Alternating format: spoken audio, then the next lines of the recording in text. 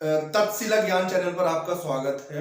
और मैं साथ ही साथ उन टीचमेंट पर मेरे साथ जो स्टूडेंट जुड़े हुए हैं मैं उनका भी स्वागत करता हूं। ये आपके हम डेमो नंबर वीडियो 2 है। इससे पहले मैं अफ्रीका महाद्वीप पर ही पॉलिटिकल अफ्रीका से रिलेटेड वीडियो बना चुका हूं। और ये आज हम जो वीडियो पढ़ेंगे ये प्राकृतिक अफ्रीका के बारे में है ना, फिजिकल अफ्रीका के बारे में है। तो और इसके साथ साथ यदि आपको पुनः यानी भविष्य में इस तरह की वीडियो की कोई आवश्यकता है तो आप मुझे इस नंबर पर कांटेक्ट कर सकते हैं। हमारे ऑनलाइन बैच चलते हैं जो टीचमेंट ऐप पर है, तो लाइव बैच होते हैं। तो यदि आपको कोई भी इंफॉर्मेशन चाहिए तो आप मुझे इस नंबर पर व्हाट्सएप कर सकते हैं। और मैं आपसे एक चीज और बताना चाहता हूँ कि भविष्य में आने वाले समय में हमारी वीडियो की क्वालिटी और बढ़ेगी, यहाँ पर व्हाइट बोर्ड हो जाएगा। तो आप इस बात को लेकर कोई निश्चिंत रहिए कि अभी इस पेपर पे पढ़ाया जा रहा है, क्वालिटी कम है, थोड़ा सा हमें सहयोग की आवश्यकता है। हम आशा कर रहे हैं कि आप हमें सहयोग देंगे। ठीक है, अब हम जो ये वीडियो नंबर 2 है अफ्रीका के प्राकृतिक मैप से संबंधित, तो हम उसके बारे में यहाँ पर पढ़ेंगे। ये मान लीजिए आपका अफ्रीका महाद्वीप का एक डायग्राम है, स्केच मैप है, स्केच मैप है। अच्छा, मैं ये आपसे आशा कर रहा हूँ कि जब भी आप पढ़ रहे हैं अपने साथ एटलस जरूर ही ले रहे होंगे। एटलस को साथ में लेके ये वीडियो देख रहे होंगे। बिना एटलस को साथ में लिए हुए ये वीडियो समझ में नहीं आएगी। तो मैं उम्मीद कर रहा हूं कि यदि आपने एटलस नहीं ली है तो एटलस लेके तभी इस वीडियो को देखें। ठीक है, ये अफ्रीका है, ये हॉर्न ऑफ अफ्रीका है। हॉर्न ऑफ अफ्रीका जैसे मैंने आपको बताया था कल कि हॉर्न ऑफ अफ्रीका में कितने देश थे? 4 देश थे। कौन कौन से देश थे? जाम्बिया, इरिट्रिया, इथोपिया और सोमालिया देश थे। इसी प्रकार से मैंने यहाँ पे आपको बाबल मंडेप के बारे में बताया था, हिंद महासागर लोकेशन के बारे में बताया था। अच्छा हाँ, एक और चीज मैं बात बताना चाहता हूँ। एक और जल संधि थी जो कि छूट गई थी, उसके बारे में मैं आपको डिस्कस कर देता हूँ कि यहाँ पर एक जल संधि है। यहाँ पर बच्चों ऊपर की तरफ यूरोप है, यूरोप इस तरह से फैला हुआ है। यहाँ पर यूरोप का यहाँ पर एक देश है। यहाँ पर थोड़ा सा इस तरह से मैप बनेगा। यहाँ पर एक देश है यूरोप का, स्पेन और यहाँ पर कौन सा देश है बताओ? मोरक्को, है ना। मोरक्को यहाँ पर है, मोरक्को। तो मोरक्को और यहाँ पर क्या है? भूमध्य सागर है। कल बताया था मैंने आपको भूमध्य सागर। और यहाँ पर क्या था? अटलांटिक महासागर था, अटलांटिक महासागर था। तो यहां पर जिस प्रकार से बाबल मंडेब थी जिबूती और यमन के मध्य, इसी प्रकार स्पेन और मोरक्को के मध्य एक जल संधि है जो कि बहुत ही इंपॉर्टेंट है। एग्जाम के दृष्टिकोण से हर एग्जाम में पूछी जा चुकी है और भविष्य में पूछे जाने की संभावना है। उसका नाम है जिब्राल्टर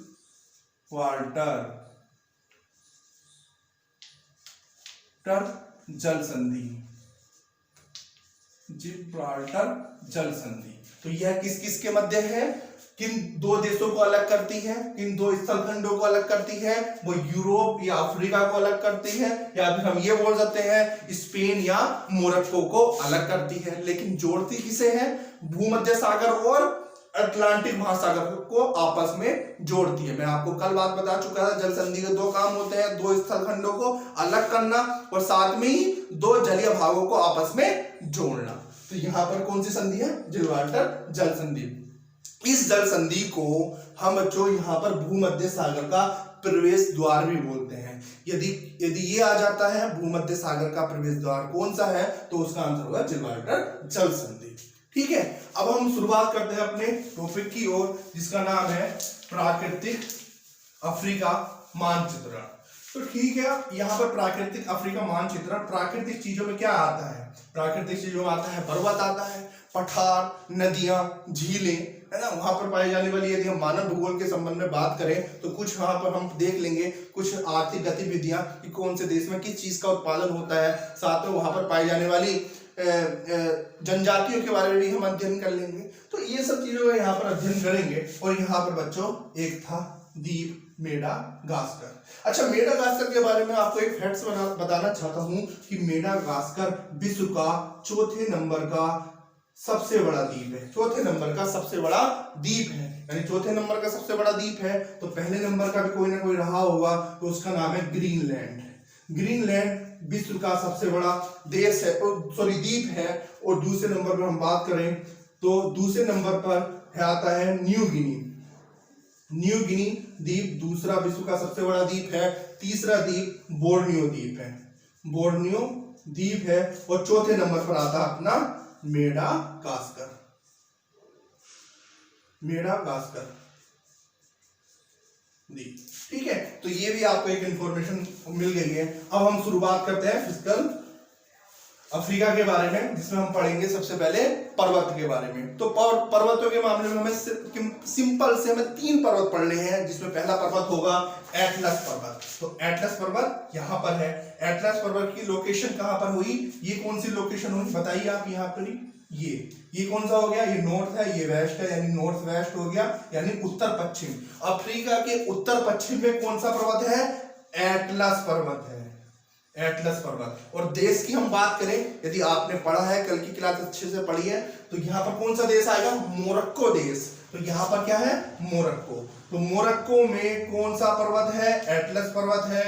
एटलस पर्वत कहाँ पर है, एटलस पर्वत उत्तर पश्चिम अफ्रीका में अवस्थित है। दूसरे हम पर्वत के बारे में बात करेंगे, आपने नाम भी सुना होगा, किलिमंजारो। तो किलिमंजारो कहाँ पर है, तंजानिया में है। तंजानिया की लोकेशन यहाँ पर है, तंजानिया। तंजानिया में क्या है, किलिमंजारो, किलिमंजारो। तंजानिया के बारे में और स्पेसिफिक लोकेशन हमें थोड़ी देर में पता चलेगी, लेकिन आप अभी इतना जान लीजिए किलिमंजारो कहाँ पर है, तंजानिया में है।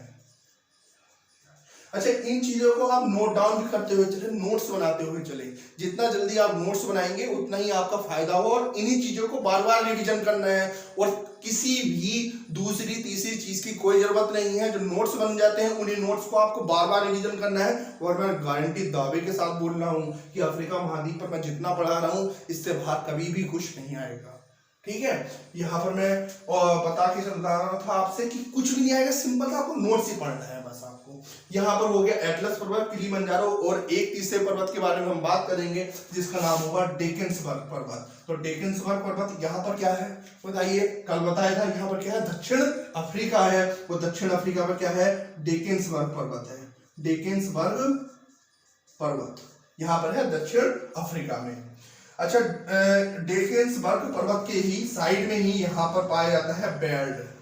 बेल्ट, ये बेल्ट क्या है, ये बेल्ट है शीतोष्ण कटिबंधीय घास के मैदान। याद करिए, बेल्ट क्या है, शीतोष्ण कटिबंधीय घास के मैदान। ये कोई पर्वत नहीं है, ये क्या है, शीतोष्ण कटिबंधीय घास के मैदान। सेम इसी तरह के शीतोष्ण कटिबंधीय घास के मैदान हम उत्तर अमेरिका में प्रेरी के रूप में देखेंगे, दक्षिण अमेरिका में पंपास के रूप में देखेंगे, और वहां पर यूरोप में हम स्टेपी के रूप में देखेंगे।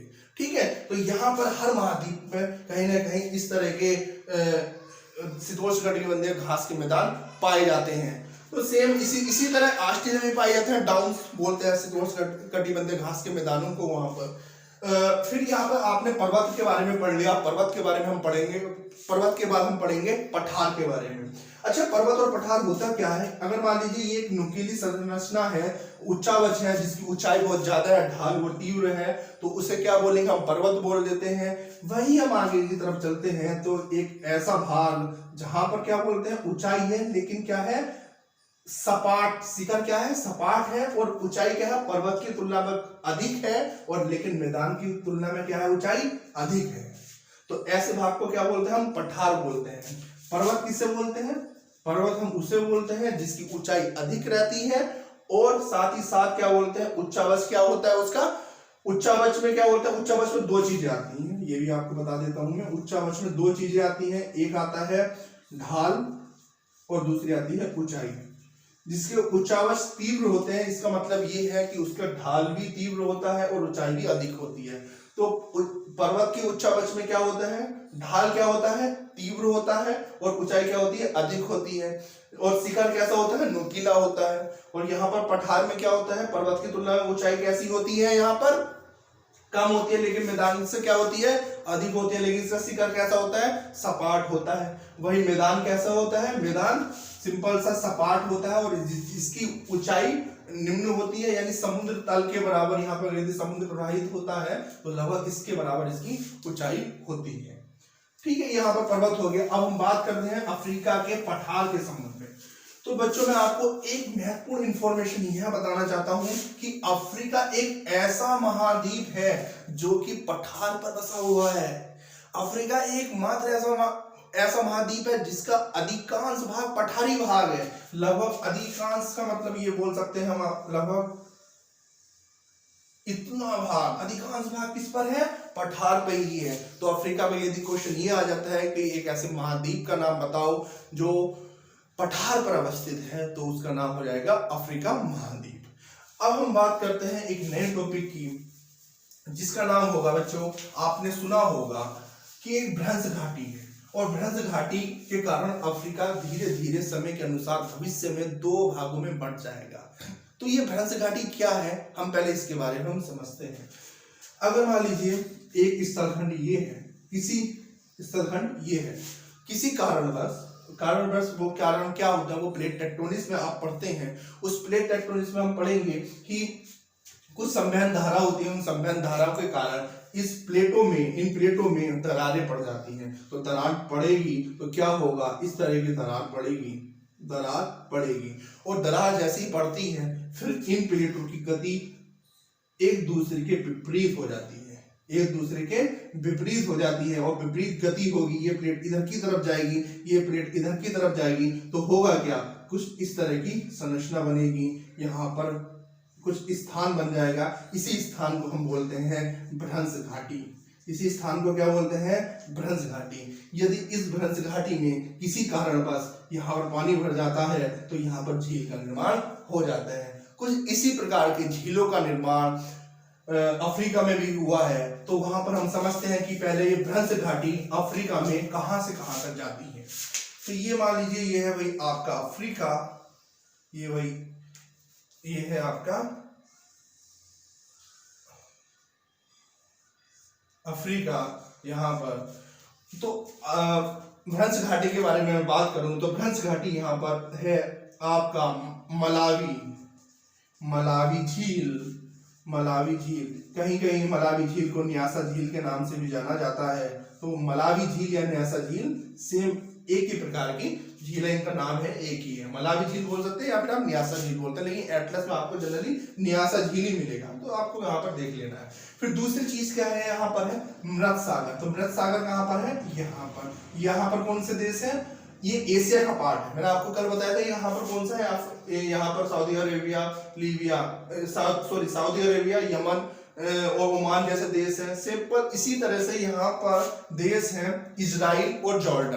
तो इजराइल और जॉर्डन के पास क्या है? मृत सागर है, एशिया के भूभाग है ना। यहाँ पर कौन सा भूभाग है? एशिया है, वो हम बाद में पढ़ेंगे आगे की आने वाली क्लासों में। एशिया के बाद में जनरली आपको अफ्रीका के बाद में आपको एशिया ही करवाने जा रहा हूँ, है ना, तो ध्यान रखना। तो यहाँ पर एक भ्रंश घाटी का निर्माण हुआ है जो कि मलावी पर्वत से लेके मृत सागर तक है। यहाँ मलावी पर्वत है, मलावी झील है, और यहाँ पर है मृत सागर।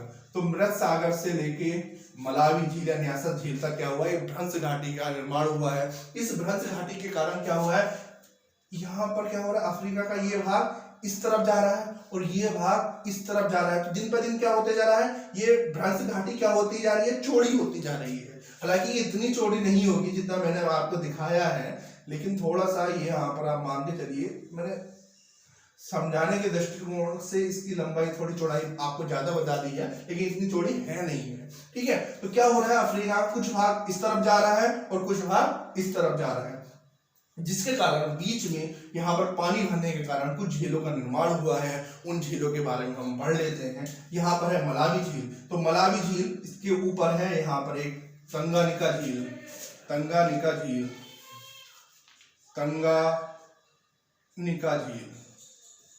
ठीक है, तंगानिका झील से ऊपर एक झील है यहाँ पर एडवर्ड झील, और उससे ऊपर यहाँ पर एक झील है जिसका नाम है एल्बर्ट झील।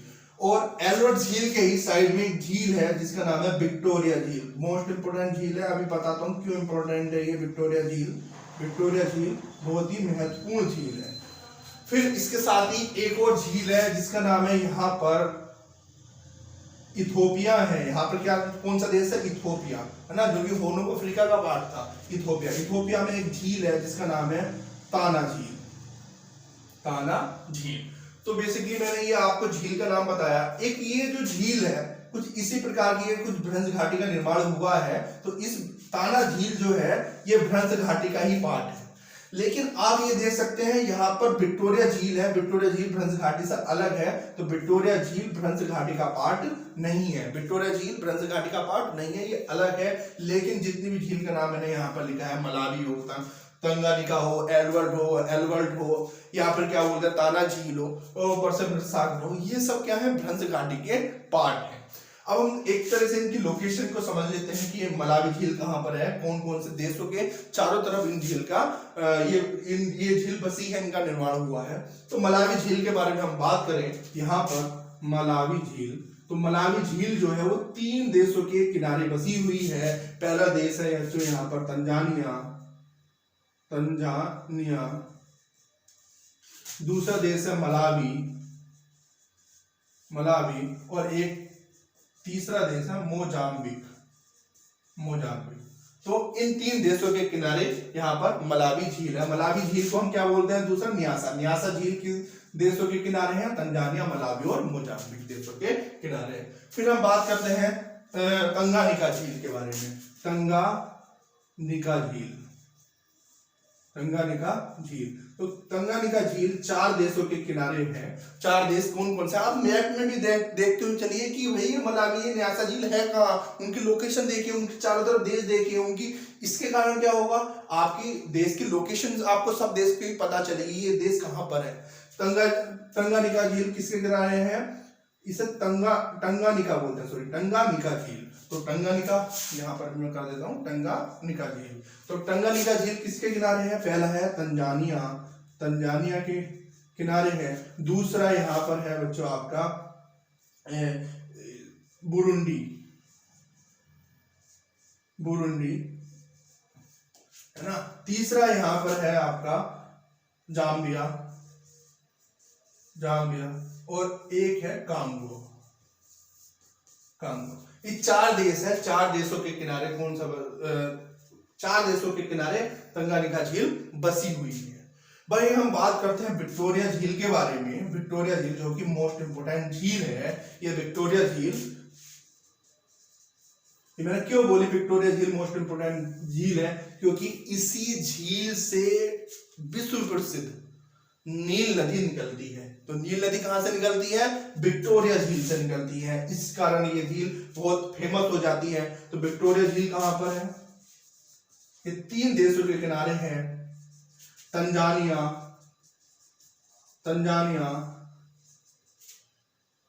केनिया और युगांडा।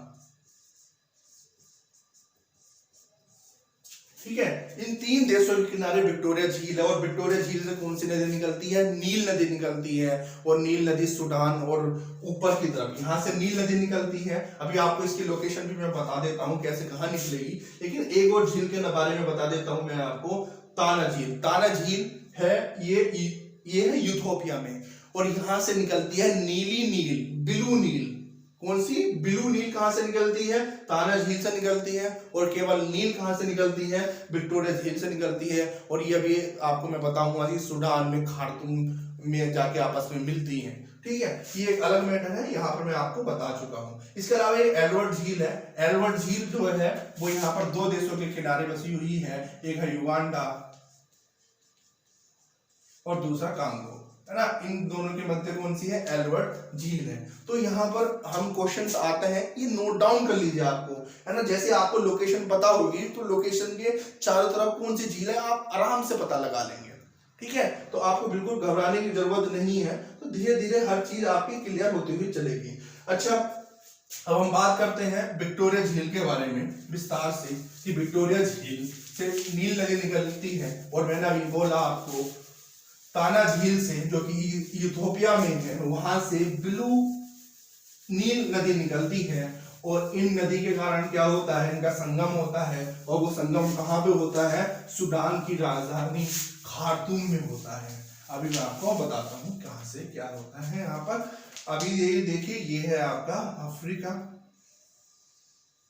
ठीक है, यहाँ पर आपका अफ्रीका ये है। अब भाई यहाँ पे मैंने बोला आपको विक्टोरिया झील है, यहाँ पे कौन सा बोला, ताना झील है। यहाँ से निकलती है भाई नील नदी, नदी निकलती है और यहाँ पर मिस्र में जाकर अलेक्जेंड्रिया में मिल जाती है भूमध्य सागर में। यहाँ पे कौन सा सागर है, भूमध्य सागर। और यहाँ पे कौन सा देगा, मिस्र। यहाँ पे कौन सा है, सूडान, ठीक है, यहाँ पर। और विक्टोरिया झील कहाँ पर, अभी आपको मैंने बताया केन्या, तंजानिया और युगांडा के चारों तरफ यहाँ पर विक्टोरिया झील है। ये है विक्टोरिया झील, और विक्टोरिया झील की मैंने आपको लोकेशन बता चुका हूँ। और ये कौन सी है, ताना झील है। और ताना झील से कौन सी नदी निकली है, कौन सी नदी निकली है, ब्लू नील, यहाँ पर लिख देता हूँ ब्लू नील नदी, या फिर हम बोल सकते हैं नीली नील नदी। अब ये दोनों नदी यहाँ पर निकली, यहाँ से निकली, और विक्टोरिया से नील नदी निकली, और यहाँ से तारा से कौन सी निकली, ब्लू नील निकली, और यहाँ पर मिल जाती है ये खार्तूम में। खार्तूम किसकी राजधानी है, सूडान की राजधानी है। तो ब्लू नील और नील नदी किस पर कहाँ मिलती हैं, आपस में इनका संगम कहाँ पर होता है, खार्तूम में होता है, और धीरे धीरे ये ऊपर की तरफ प्रवाहित हो जाती है। ठीक है, तो आपने यहाँ पर पढ़ लिया, झीलों के बारे में पढ़ लिया। अब हम नदी के बारे में भी आपने पढ़ा, कौन सी नदी के बारे में पढ़ा, ब्लू नील के बारे में पढ़ा, और नील नदी के बारे में पढ़ा। और दो नदियों के बारे में हम और पढ़ लेते हैं। एक नदी है बच्चों, यहाँ पर है जायरे नदी। कौन सी, जायरे नदी। जायरे नदी का जो प्रभाव होता है वो पूर्व से पश्चिम की ओर होता है। जायरे नदी के बारे में आपको एक और इंफॉर्मेशन मैं बताना चाहता हूँ। जायरे नदी पर कुछ जलप्रपात बने हुए हैं, और वो जलप्रपात कौन से हैं, जायरे नदी पर एक है लिविंग स्टोन।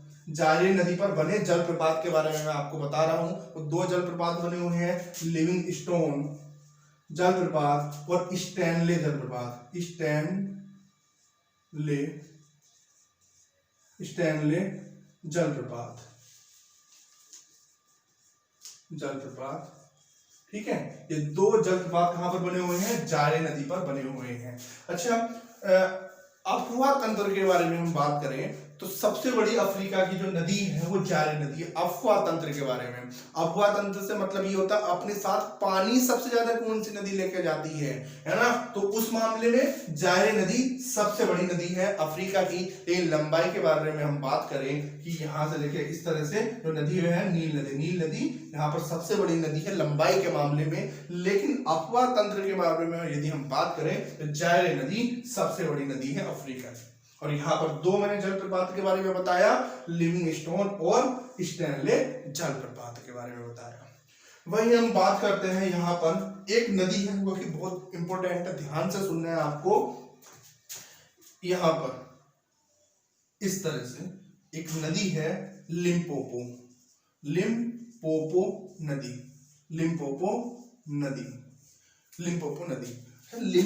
एक ऐसी नदी है, ये इसलिए इंपॉर्टेंट हो जाती है क्योंकि यह मकर रेखा को 2 बार काटती है। मकर रेखा को ये 2 बार काटने वाली नदी है, इस कारण यह इंपॉर्टेंट हो जाती है। यदि क्वेश्चन ये आता है मकर रेखा को कौन सी नदी 2 बार काटती है, तो उसका आंसर हो जाएगा लिम्पोपो नदी। अच्छा, विषुवत रेखा को भी 2 बार कोई नदी काटती है, वो नदी कौन सी है, वो है बच्चों आपकी जायरे नदी। तो जायरे नदी भी 2 बार काटती है यहाँ पर विषुवत रेखा को। तो विषुवत रेखा को 2 बार काटने वाली नदी कौन सी है, जायरे नदी। और भाई हम बात करें लिम्पोपो नदी मकर रेखा को 2 बार काटने वाली नदी है। ठीक है, अब हम बात करते हैं इन नदियों पर कुछ जल विद्युत परियोजनाएं बनी हुई है। तो उन जल विद्युत परियोजना को भी हम हाथों हाथ पढ़ लेते हैं कि कौन कौन सी जल विद्युत परियोजनाएं किस नदी पर बनी हुई है। जैसे मैं आपको नाम लिख रहा हूं यहाँ पर नील नदी। तो नील नदी पर जो जल विद्युत परियोजना बनी हुई है उसका नाम है असवान बांध है। असवान बांध से क्या बना हुआ है, जल विद्युत का निर्माण होता है। तो बांध पे ही जनरली विद्युत का निर्माण किया जाता है। ऊंचाइयों से पानी गिराया जाता है और टरबाइन को घुमाया जाता है, यानी कि गति स्थितिज ऊर्जा से गतिज ऊर्जा पैदा की जाती है, और गतिज ऊर्जा से क्या होता है, टरबाइन घूम जाती है, बिजली पैदा हो जाती है। तो बांधों में क्या किसका निर्माण होता है, बिजली का निर्माण होता है। तो नील नदी पर कौन सा बांध बना हुआ है, जल विद्युत परियोजना है, असुआन बांध बना हुआ है, और जल विद्युत परियोजना भी इसमें है। फिर नील नदी के बारे में हम बात करते हैं आपको बच्चों। नील नदी के बारे में के बाद हम करते हैं नाइजर नदी। तो नाइजर नदी के बारे में हम बात करते हैं। नाइजर नदी के बारे में हम बात करते हैं। तो नाइजर नदी पर एक जल विद्युत परियोजना है जिसका नाम है किंजी जल विद्युत परियोजना। किंजी जल विद्युत परियोजना। फिर हम बात करते हैं, यहां पर एक दूसरी नदी आती है, जायरे नदी। तो जायरे नदी पर भी एक बांध परियोजना है जिसका नाम है इग्ना बांध है। एक और नदी है जाम्बेजी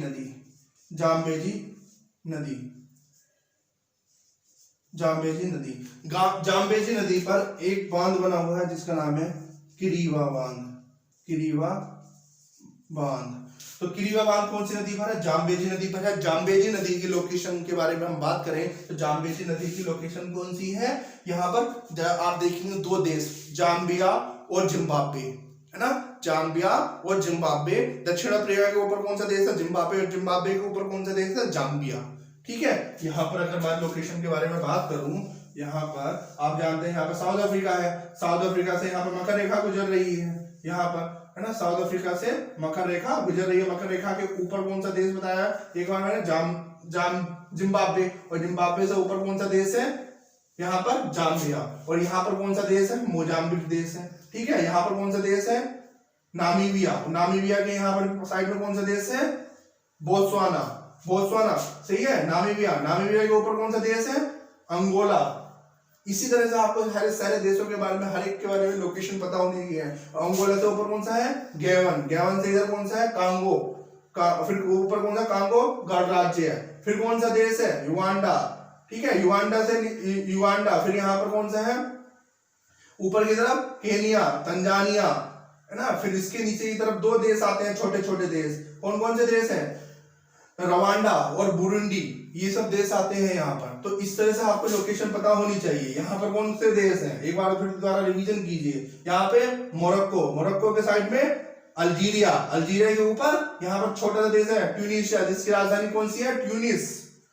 फिर साइड में कौन सा देश है, लीबिया के साइड में कौन सा है, मिस्र है। ठीक है, मिस्र है। फिर मिस्र के साइड में यहाँ पर कौन सा देश है, यहाँ पर विषुवत रेखा गुजरती है। विषुवत रेखा कौन से देशों से गुजरती है, यहाँ इन देशों से भी गुजरती है, अल्जीरिया से, है ना, अल्जीरिया से, लीबिया से, मिस्र से, यहाँ से सबसे गुजरती है ना।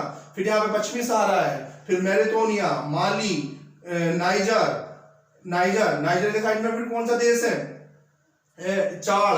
फिर चाड़ के साइड में सूडान आ जाता है, सूडान के नीचे दक्षिणी सूडान, फिर दक्षिणी सूडान आ जाता है यहाँ पर। ठीक है, फिर यहाँ पर कौन सा, इथियोपिया देश आ जाता है, और इथियोपिया के साइड में सोमालिया। फिर यहाँ पर आपका जिबूती और इरिट्रिया साइड में था आपका देश, जहाँ पर होर्न ऑफ अफ्रीका बना रहे हैं ये देश। फिर ठीक है, यहाँ पे आपको मैंने बताया है यहाँ पे कौन कौन से देश है, कौन से GSIS बताया था, Grain Coast, Ivory Coast, Slave Coast. तो ये सब आपको कोस्ट बताए थे, Green Coast, Slave Coast, Ivory Coast, और क्या बोलते हैं, गोल्ड कोस्ट, है ना। तो ये सब आपको कोस्ट बताया, GIGS था कोड हमारा, GIGS, Green Coast, Ivory Coast, Gold Coast और स्लेव कोस्ट, है ना।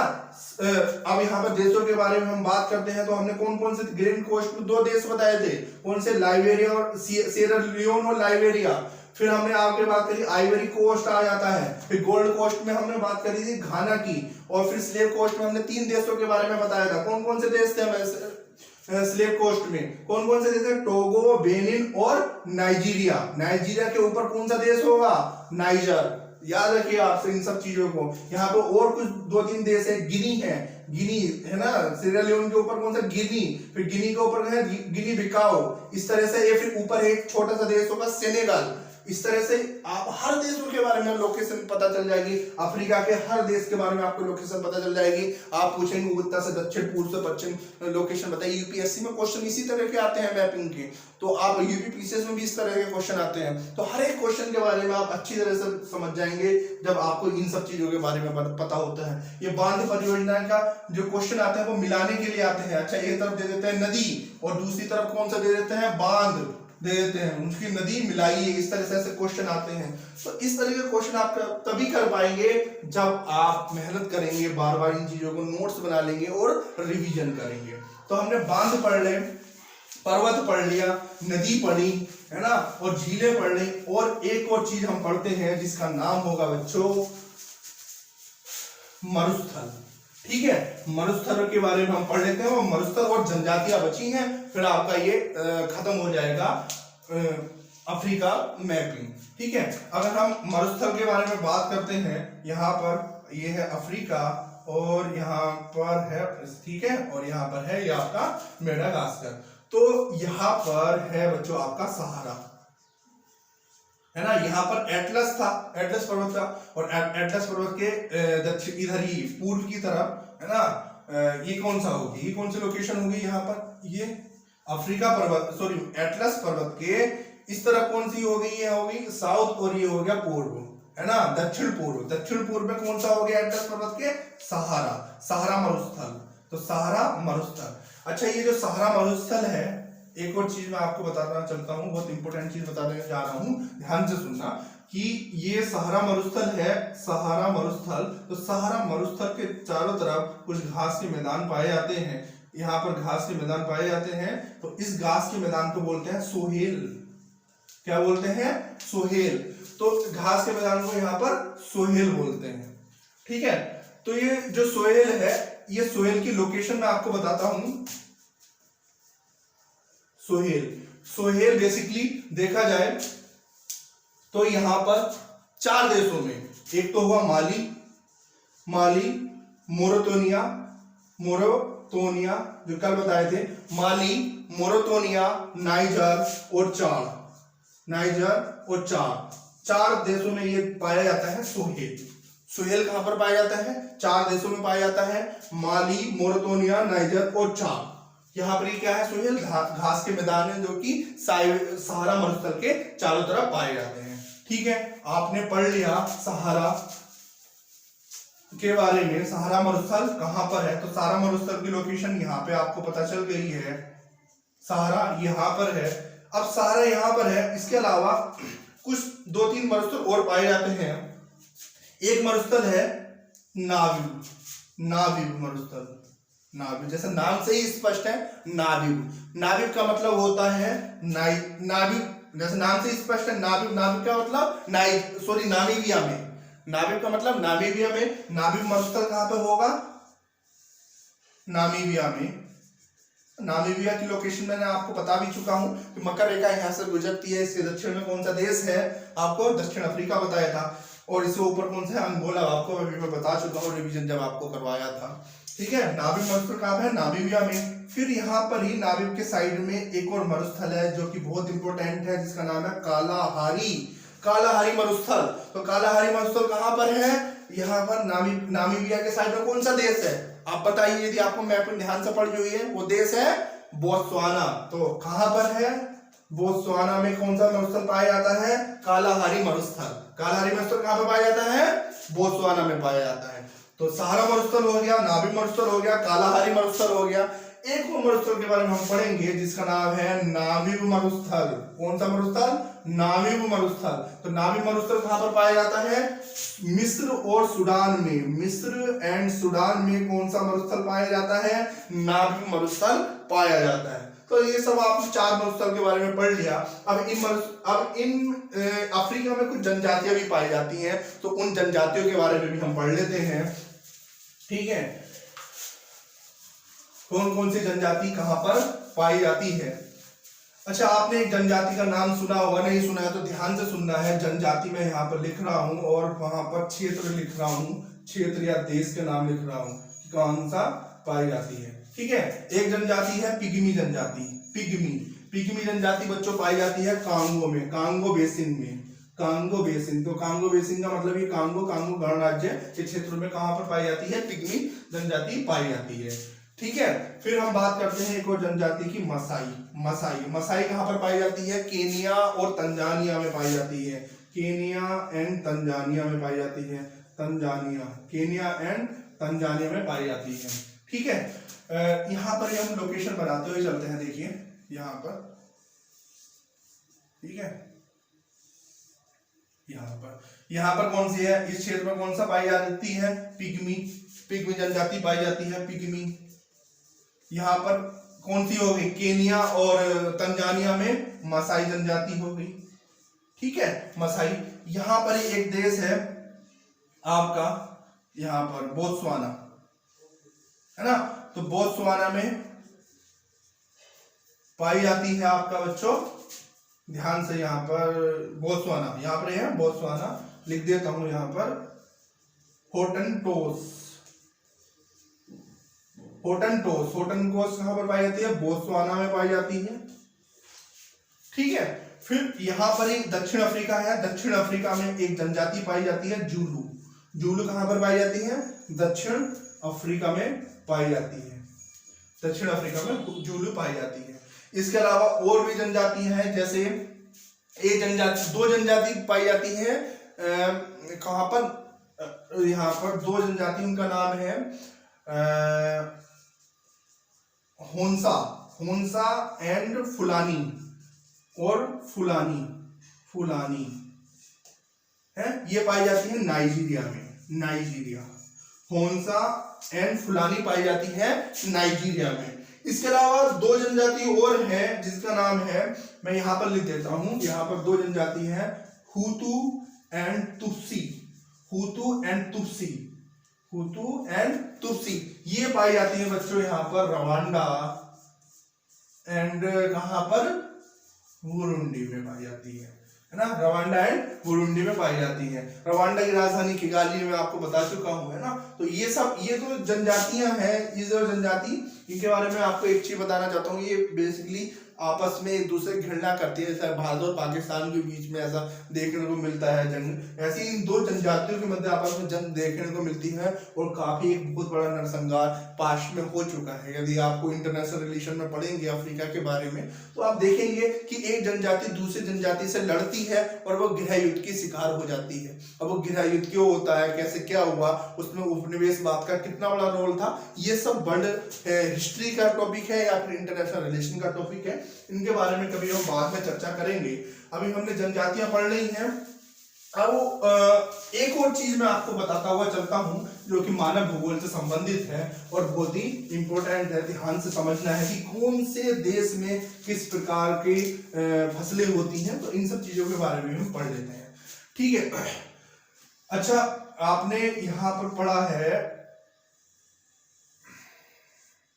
ये, ठीक है, यहाँ पर दो देश मैंने आपको बता चुका हूं, यहाँ पर मिस्र है और मिस्र के नीचे कौन सा देश है? सूडान है। मिस्र है और मिस्र के नीचे कौन सा देश है? सूडान है।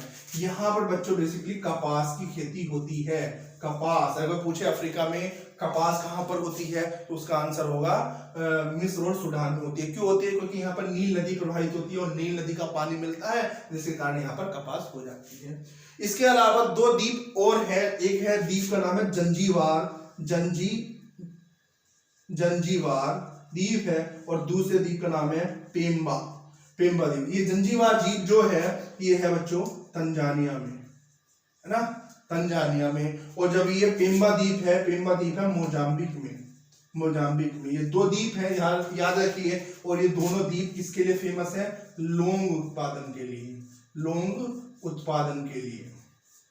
ठीक है, लौंग उत्पादन के लिए। इसके अलावा यहाँ पर इसके साइड में केनिया देश है। केनिया देश में बेसिकली ये कॉफी या चाय के उत्पादन के लिए बहुत फेमस है केनिया, है ना? ये भी चीज आपको ध्यान में रखनी है। इसके अलावा यहाँ पर आपको एक चीज और बताना चाहता हूँ कि यहाँ पर दो देश हैं, यहाँ पर बता भी चुका हूँ, आइवरी कोस्ट और घाना। ये जो देश है ये बेसिकली ककोआ के लिए फेमस है। ककोआ का उत्पादन यहाँ पर होता है ना? तो ये भी आपको यहाँ पे बात पता होनी चाहिए। इसके अलावा दक्षिण अफ्रीका में बारे में हम बात करें तो यहाँ पर है यहाँ पर हीरे के उत्पादन होते हैं, हीरे का उत्पादन होता है ना। तो हीरे का उत्पादन कहाँ पर होता है? दक्षिण अफ्रीका में होता है। तो इस तरह के यहाँ पर हमने कुछ भूगोल से संबंधित, आर्थिक भूगोल से संबंधित आयामों को भी पढ़ने की कोशिश की, मानव भूगोल के आयाम के पढ़े। इसके अलावा पिछली वीडियो में हमने पॉलिटिकल मैप के बारे में पढ़ा। तो इन सब चीजों के बारे में आपको पढ़ा होगा आपने। उम्मीद करता हूँ कि आपको ये वीडियो अच्छी लगी होगी। और इसके अलावा मैं आपको एक चीज और बताना चाहता हूँ, अगर ध्यान से देखें ये मैप आपका अफ्रीका का है ना, ये मैप आप जरूर देखा करिए। देखिए यहाँ पर हर एक देश के बारे में स्पष्ट रूप से पता है। जैसे देखिए यहाँ पर मोरक्को है, बता चुका हूँ आपको, मोरक्को जिसकी राजधानी लावात है। अल्जीरिया है, अल्जीरिया के साइड में ऊपर में ट्यूनीशिया है। फिर यहाँ पे लीबिया, मिस्र, हर देश के बारे में हमने पढ़ चुका है। पश्चिमी सहारा, यहाँ से मकर रेखा, यहाँ से कर्क रेखा गुजरती है, कर्क रेखा यहाँ से गुजरी, पश्चिमी सहारा से, मोरिटानिया से, माली से गुजरी, अल्जीरिया से गुजरी, है ना। फिर यहाँ पे देखिए आगे की तरफ हम चले, लीबिया, मिस्र में गुजरी। यहाँ पे लीबिया और मिस्र दो देशों को टच कर रही है, नाइजीरिया और चाड में, ठीक है। और फिर यहाँ पर हमने बोला था, देखो यहाँ पर कौन सी झील है? विक्टोरिया झील है। विक्टोरिया झील से यहाँ से नील नदी निकलती है, यहाँ से निकली। विक्टोरिया झील 3 देशों के किनारे है, तंजानिया, केनिया और युगांडा, यहाँ से निकली। और यहाँ पे दक्षिणी सूडान होते हुए यहाँ पे ऊपर की तरफ यहाँ पर अलेक्जेंड्रिया के पास में जाके मिल गई। यहाँ पे इथोपिया है, इथोपिया के पास में देखिए यहाँ पर ताना झील है, ताना झील से ब्लू नील नदी निकली और यहाँ पर राजधानी खार्तूम है, खार्तूम में आके मिल गई है और फिर यहाँ पर संगम उनका हो गया था, ठीक है। फिर देखो हम बात करते हैं यहाँ पे मलावी झील या न्यासा झील बनी हुई है। तो मोजाम्बिक है ना, मोजाम्बिक, मलावी और तंजानिया के बीच में यहाँ पर है। फिर ऊपर देखो टंगानिका झील है जो 4 देशों के किनारे है, तंजानिया है ना, तंजानिया, जाम्बिया, कांगो और यहाँ पर देखिए बुरुंडी, इन देशों के किनारे हैं। फिर ऊपर की तरफ में युगांडा और केन्या के किनारे कौन सी है? अल्बर्ट झील है। तो इस तरह के यहाँ पर हमने झीलों का बारे में हमने पढ़ा। ये दक्षिण अफ्रीका है, केप टाउन, यहाँ पर हीरे का उत्पादन हमने पढ़ा। यहाँ पर कपास का उत्पादन हो रहा है। यहाँ पर घाना है ना, घाना, आइवरी कोस्ट, ककोआ का उत्पादन हो रहा है। तो इन सब क्षेत्रों के बारे में हमने अच्छी तरह से पढ़ा। देखिए यहाँ पर हर देश के बारे में हमने पढ़ा। ये घाना है, इसे लोअर बोल्टा कहते हैं, बोल्टा झील यहाँ पर है। इसके ऊपर बोर्किना फासो है, इसके बारे में हमने अच्छी तरह से पढ़ लिया। अभी मैंने आपको देश भी बताए, सेनेगल एक छोटा सा देश है, उसके किनारे गिनी है, उसके ऊपर गिनी बिकाओ देश है ना। फिर यहाँ पर देखो सिएरा लियोन और लाइबेरिया, इन्हें ग्रीन कोस्ट के नाम से जाना जाता है। फिर आइवरी कोस्ट है। फिर यहाँ पर गोल्ड कोस्ट मैंने घाना बताया था। फिर स्लेव कोस्ट में आपको टोगो, बेनिन और नाइजीरिया बताया था। नाइजीरिया के ऊपर नाइजर हो गया यहाँ पर आपका। फिर यहाँ पर हमने विषुवत रेखा के बारे में हमने चर्चा करी थी। यहाँ पर गेवन, कांगो जायरिया, कांगो गणराज्य, फिर युगांडा, केन्या और सोमालिया बताया था आपको सबको। तंजानिया यहाँ पर है, मोजाम्बिक है, यहाँ पर रोडेशिया हम कहते थे इसे, ऊपरी निचला रोडेशिया, ऊपरी रोडेशिया, जिम्बाब्वे और जाम्बिया। फिर यहाँ पे ओंगोला के बारे में हमने पढ़ा था, इसे पश्चिमी पुर्तगाल बोलते हैं, पश्चिमी अफ्रीकी पुर्तगाल बोलते हैं। मोजाम्बिक के बारे में पूर्वी अफ्रीका पुर्तगाल के बारे में हमने पढ़ा था। नामीबिया है ना, बोत्सवाना, हर चीज़ के बारे में हमने पढ़ा था। यहाँ पे हमने बेल्जियम का बारे में बताया था, जर्मन के बारे में बताया था, बेल्जियम अफ्रीका में के बारे में बताया था। और यहाँ पर हमने जर्मन अफ्रीका, बुरांडा और क्या बोलते हैं बुरुंडी और उसके बारे में बताया था। ये छोटे से बुरुंडी और रवांडा के बारे में बताया था। तो हर देश के बारे में हमने डिस्कस कर लिया है। मेडागास्कर के बारे में हमने बताया कि चौथा सबसे बड़ा द्वीप है। तो लगभग पूरा का पूरा हमने यहाँ पर अफ्रीका महाद्वीप के बारे में अध्ययन कर लिया। और इससे बाहर क्वेश्चन जा ही नहीं सकता है, मैं आपको गारंटी दे रहा हूँ, इससे बाहर क्वेश्चन जाएगा ही नहीं। और जाएगा तो ऐसा नहीं जाएगा तो एक वो अपने लॉजिक के आधार पर आप क्वेश्चन सोल्व कर लेंगे, है ना। तो यही मैं उम्मीद कर रहा हूं कि आप मैपिंग के क्षेत्र में पूरा से इतना अच्छे तरह से अध्ययन कर लीजिए, यहाँ से कोई भी क्वेश्चन बाहर नहीं जाए। इसके अलावा हम धीरे धीरे और भी बैच शुरू करेंगे, मैपिंग हो जाएगी। मैपिंग के बाद हमें मॉडर्न हिस्ट्री पढ़ेंगे। इसके अलावा हमने पीसीएस का दूसरा बैच स्टार्ट करेंगे, वो कुछ ही दिसंबर के बाद जनवरी से कर लेंगे, जिसमें हम केवल मेंस के टॉपिक ही पढ़ाएंगे। मैं एथिक्स पढ़ाऊंगा, मैं जीएस पेपर 2 गवर्नेंस पढ़ाऊंगा, इंटरनेशनल रिलेशन पढ़ाऊंगा, हर चीज के बारे में पढ़ेंगे, मेंस की आंसर राइटिंग करेंगे। आप मेरे साथ जुड़े रहिए। और हाँ, आपसे मैं एक और बात बताना चाहता हूँ, एक मेरी स्पेशल वीडियो आएगी इस वीडियो के बाद आप देखेंगे मेरी स्पेशल वीडियो आएंगी जिसमें मैं अपनी पूरी जर्नी बताऊंगा कि कहाँ मेरी सफलता असफलता हुई। तो 2015 से लेकर 2020 तक जितने भी मेरे जीवन में उतार चढ़ाव आए, मेरे रिजल्ट आए, मैं अपनी मार्कशीट के नंबर आपके साथ शेयर करूंगा, मैंने कौन कौन से इंटरव्यू दिए उनके भी एडमिट कार्ड आपके साथ शेयर करूंगा। आपके साथ मैं बताऊंगा कि मैंने जीवन में कितना संघर्ष किया, कितनी मेहनत की, और उस मेहनत को मैं आपको देना चाहता हूं, और अपना आप खुद भी मैं एक तरह से सफल होना चाहता हूं। तो इसी आशा के साथ यदि आपको कुछ भी इंफॉर्मेशन चाहिए तो मैं आपको एक बार फोन नंबर लिख दे रहा हूं यहाँ पर 920 530 6632, है ना। इस नंबर पर आप मुझे मैसेज कर सकते हैं, है ना। थैंक यू, धन्यवाद।